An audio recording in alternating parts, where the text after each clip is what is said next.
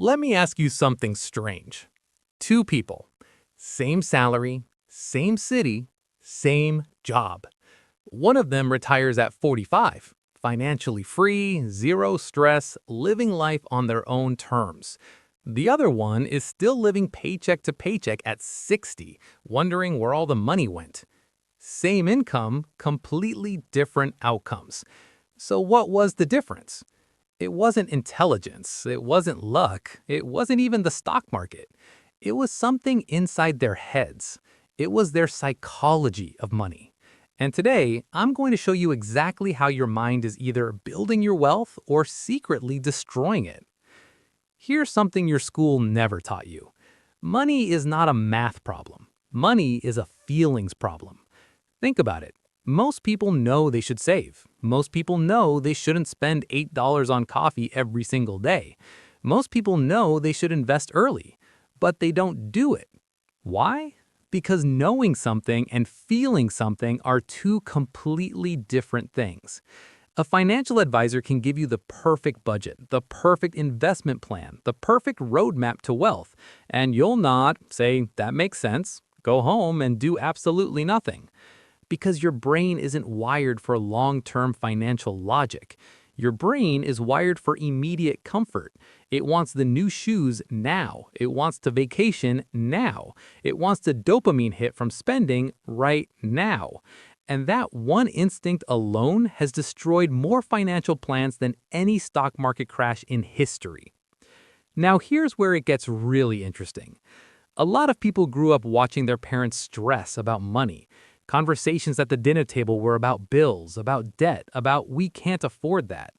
And your brain absorbed every single one of those moments. By the time you became an adult, a hidden belief was already installed deep inside your mind. Money is hard to get. Money is always running out. I will never have enough. Psychologists call this the scarcity mindset. And here's the dangerous part. When you believe there's never enough, you make decisions that confirm that belief. You avoid looking at your bank account because it makes you anxious.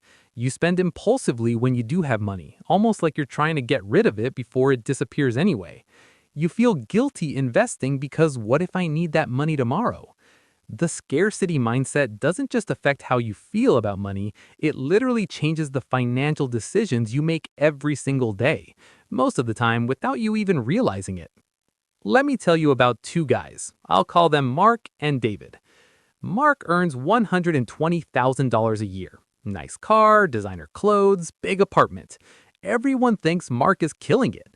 But Mark has $400 in his savings account, $18,000 in credit card debt, and genuine anxiety every time his card gets swiped.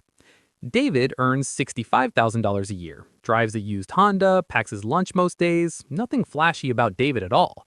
But David has been quietly investing $700 every single month since he was 24. He has no debt, he sleeps perfectly every night. By the time both of them hit 50, David has over $800,000 sitting in his investment account. Mark has nothing. Now here's the question. Who is actually rich? This is the central lesson of the psychology of money. Wealth is what you don't see. The car, the clothes, the vacations, that's spent wealth. Real wealth is invisible. It's sitting quietly in accounts, in investments, in assets, growing while you sleep. The moment you truly understand that, your entire relationship with money shifts. Financial expert Carl Richards once drew a simple diagram that changed the way millions of people think about investing. He called it the behavior gap.